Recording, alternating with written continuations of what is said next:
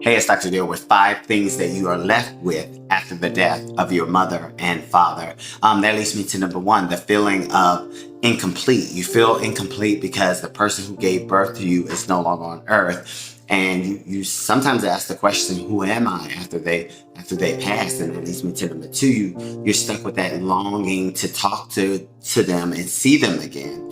You know, it's a deep yearning for conversations from your parents. And that leads me to number three is you're left on this emotional roller coaster because you're triggered by anything that may make you think of them, and your emotions are all over the place. And that leads me to number four is the memory flashbacks that you may have after they're gone. You know, I was getting out of the shower the other day, and then all of a sudden I had a flash of a memory of something my dad did, and it just, gave me that little grief feeling.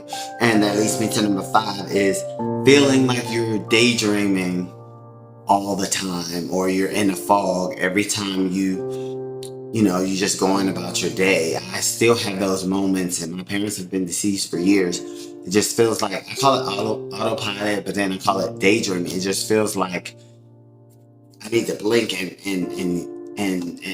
maybe this is not reality.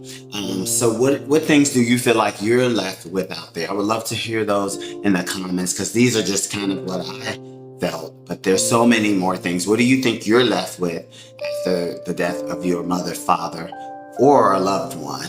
All right. Praying for everybody who's lost anybody. Bye.